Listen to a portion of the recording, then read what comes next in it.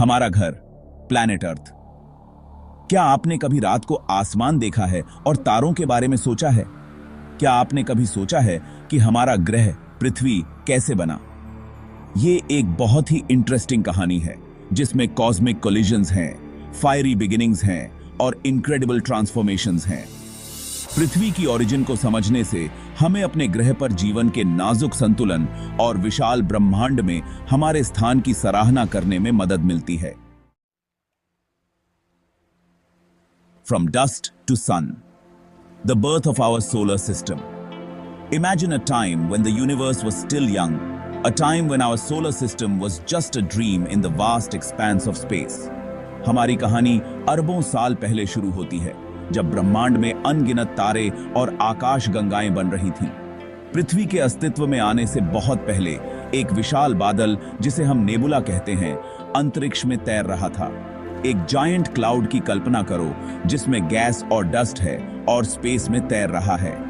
यह नेबुला हमारे सौर मंडल के जन्म का आधार था।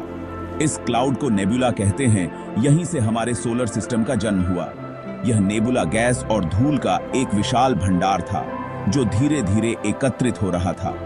कुछ तो हुआ होगा, शायद पास के किसी तारे का विस्फोट, जिसकी वजह से यह क्लाउड अपने आप में ही कोलैप्स हो गया। यह विस्फोट इतना शक्तिशाली था कि इसने नेबुला को संकुचित कर दिया। जैसे जैसे यह कोलैप्स हुआ, यह तेजी से घूमने लगा, बिल्कुल स्पिनिंग टॉप की तरह। इस घूर्णन ने नेबुला को एक डिस्क के आकार में बदल दिया। इस घूमते हुए क्लाउड का सेंटर और ज्यादा गर्म और घना होता गया। यह केंद्र इतना गर्म हो गया कि इसमें परमाणु संलयन की प्रक्रिया शुरू हो गई। आखिरकार दबाव और गर्मी इतनी बढ़ गई कि इसने एक तारे को जन्म दिया, हमारा अपना सूर्य। यह सूर्य हमारे सौर मंडल का केंद्र बन गया। सूर्य के शक्तिशाली गुरुत्वाकर्षण ने बाकी बचे हुए गैस और डस्ट को अपनी ओर खींच लिया और अपने चारों ओर मटेरियल की एक स्वर्लिंग डिस्क छोड़ दी। इस डिस्क से धीरे धीरे ग्रह, चंद्रमा और अन्य खगोलीय पिंड बने, जो आज हम अपने सौर मंडल में देखते हैं। A hot beginning, Earth's molten start. इस डिस्क के भीतर डस्ट और आइस के छोटे छोटे कण आपस में चिपकने लगे। ये कण धीरे धीरे एक दूसरे से जुड़ते गए, forming small clumps that would eventually grow larger. समय के साथ ये क्लम्प्स बड़े होते गए, ग्रेविटी के कारण, और ज्यादा मटेरियल को अपनी ओर आकर्षित करते गए। ग्रेविटी ने इन क्लम्प्स को और भी बड़ा और मजबूत बना दिया, जिससे वे और भी अधिक मटेरियल को खींचने लगे। इन क्लम्प्स में से एक क्लम्प आगे चलकर हमारी पृथ्वी बनेगी। यह क्लम्प धीरे धीरे बढ़ता गया और एक समय ऐसा आया जब यह इतना बड़ा हो गया कि इसे प्रोटो अर्थ कहा जाने लगा। शुरुआत में पृथ्वी बिल्कुल भी ऐसी नहीं थी जैसी आज हम जानते हैं। यह एक फायरी और मोल्टन प्लैनेट था जिसमें कोई भी ठोस सतह नहीं थी। यह रॉक और मेटल का एक गर्म, पिघला हुआ गोला था जिस पर लगातार एस्टेरॉइड्स और कॉमेट्स की बमबारी हो रही थी। इन इंपैक्ट्स ने पृथ्वी को और भी गर्म बना दिया, जिससे यह मोल्टन स्टेट में ही रही। यह लगातार बमबारी और ज्यादा गर्मी पैदा कर रही थी, जिससे पृथ्वी लाखों वर्षों तक पिघली हुई अवस्था में रही। इस इंटेंस हीट ने पृथ्वी की सतह को मोल्टन रखा और इसके अंदरूनी हिस्से भी पिघले हुए थे। लोहा और निकल जैसे भारी तत्व सेंटर की ओर चले गए, जिससे पृथ्वी का कोर बना। यह कोर पृथ्वी के मैग्नेटिक फील्ड के निर्माण में महत्वपूर्ण भूमिका निभाता है। सिलिकॉन और ऑक्सीजन जैसे हल्के तत्व ऊपर की ओर आ गए, जिससे अर्ली मैंटल और क्रस्ट का निर्माण हुआ। यह मैंटल और क्रस्ट धीरे धीरे ठंडे होकर ठोस हो गए, जिससे पृथ्वी की बाहरी सतह का निर्माण हुआ। Space rocks and ice balls shaping our young planet. जैसे जैसे पृथ्वी ठंडी होती गई, उस पर एस्ट्रॉइड्स और कॉमेट्स की बमबारी होती रही। इन स्पेस रॉक्स और आइस बॉल्स ने हमारे नए ग्रह को आकार देने में बहुत महत्वपूर्ण भूमिका निभाई। कुछ वैज्ञानिकों का मानना है कि एस्टेरॉइड्स पृथ्वी पर पानी और अन्य आवश्यक तत्व लेकर आए, जिससे जीवन की नींव पड़ी। ये इम्पैक्ट्स बेहद विनाशकारी थे, लेकिन इन्होंने पृथ्वी की सतह को आकार देने में भी मदद की। उन्होंने क्रेटर्स, पहाड़ और यहां तक कि पूरे कॉन्टिनेंट्स भी बनाए। समय के साथ बमबारी धीमी हो गई, जिससे पृथ्वी ठंडी होकर और जम गई। जैसे ही पृथ्वी ठंडी हुई, इसकी पिघली हुई सतह जमने लगी और एक पतली परत बन गई। वॉल्केनिक इरप्शंस और एस्टेरॉयड के इंपैक्ट्स के कारण यह परत लगातार टूटती और फिर से बनती रही। उबलते हुए सूप से भरे एक विशाल बर्तन की कल्पना करो, जिसकी परत लगातार टूट और फिर से बन रही है। परत के नीचे पृथ्वी का मैंटल गर्म और पिघला हुआ रहा, जो लगातार मंथन और शिफ्टिंग कर रहा था। यह मंथन आगे चलकर प्लेट टेक्टोनिक्स की प्रक्रिया का कारण बना, जो आज भी हमारे ग्रह को आकार दे रही है। यह सब हो ही रहा था कि कुछ अद्भुत हुआ। वॉल्केनिक इरप्शन से निकली वाटर वेपर वायुमंडल में जमा होने लगी।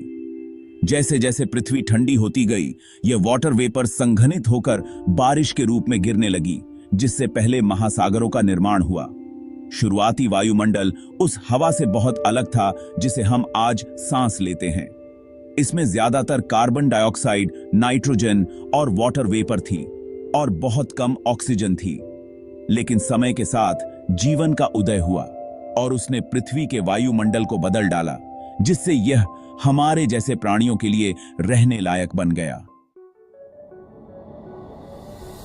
Shifting continents, a planet on the move. जैसे ही पृथ्वी की परत जम गई और टूट गई, इससे बड़ी बड़ी प्लेट्स बन गईं, जो नीचे सेमी मोल्टन मैंटल पर तैरती थीं। ये प्लेट्स पृथ्वी के भीतर की गर्मी से संचालित होकर हिलने और आपस में टकराने लगी। इस प्रक्रिया को प्लेट टेक्टोनिक्स कहा जाता है। लाखों वर्षों में इन प्लेट मूवमेंट्स ने पृथ्वी के महाद्वीपों को आकार दिया है, जिससे पहाड़, घाटियां और समुद्री बेसिन बने हैं। ये आज भी हमारे ग्रह को आकार दे रहे हैं, जिससे भूकंप, ज्वालामुखी विस्फोट और महाद्वीपों का धीमा लेकिन निरंतर बहाव हो रहा है। Unlocking Earth's secrets, the importance of our origins. पृथ्वी का निर्माण कैसे हुआ, यह समझना आज हमारे ग्रह को समझने के लिए बहुत जरूरी है। यह केवल एक वैज्ञानिक जिज्ञासा नहीं है, बल्कि हमारे अस्तित्व के लिए महत्वपूर्ण है। यह हमें उन प्रक्रियाओं को समझने में मदद करता है जो हमारी जलवायु को आकार देती हैं, भूगर्भीय गतिविधि को संचालित करती हैं और अंततः पृथ्वी पर जीवन को संभव बनाती हैं। जब हम इन प्रक्रियाओं को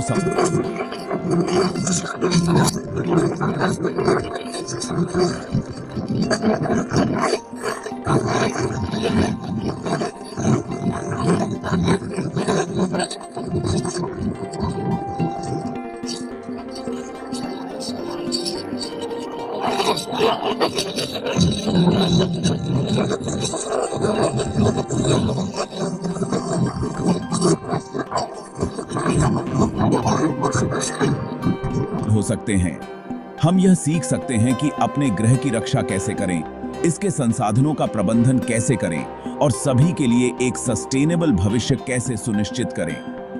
यह ज्ञान हमें एक जिम्मेदार नागरिक बनने में मदद करता है, जो न केवल अपने लिए बल्कि आने वाली पीढ़ियों के लिए भी एक बेहतर दुनिया का निर्माण कर सके। A universe of wonder looking beyond Earth। पृथ्वी की कहानी ब्रह्मांड की भव्य कहानी का सिर्फ एक छोटा सा हिस्सा है। अपने ही ग्रह के निर्माण का अध्ययन करके हमें ब्रह्मांड भर में अन्य ग्रहों और सौर मंडलों के निर्माण के बारे में जानकारी मिलती है। अब हम जानते हैं कि ग्रह सिर्फ हमारे सौर मंडल में ही नहीं हैं। खगोलविदों ने अन्य तारों की परिक्रमा करते हुए हजारों ग्रहों की खोज की है, जिनमें से कुछ में जीवन भी हो सकता है। Our place in space and time। जैसे जैसे हम ब्रह्मांड का पता लगाते हैं और पृथ्वी के निर्माण के रहस्यों को उजागर करते हैं, हमें स्पेस और टाइम में अपने स्थान के बारे में गहरी समझ हासिल होती है। हम एक विशाल और प्राचीन ब्रह्मांड का हिस्सा हैं, जो ब्रह्मांड के साझा इतिहास द्वारा बाकी सभी तारों और ग्रहों से जुड़ा हुआ है। खोज की हमारी यात्रा अब भी खत्म नहीं हुई है। हर नई खोज हमें ब्रह्मांड में अपने स्थान और उन अविश्वसनीय घटनाओं को समझने के करीब लाती है जिनके कारण हमारा अस्तित्व है। सुन, चैनल सब्सक्राइब कौन करेगा? आ जाते हैं फ्री का मजा लेने, सब्सक्राइब कर। ये भगवान क्या जुल्म है। हमारे यहाँ ऐसा ही होता है।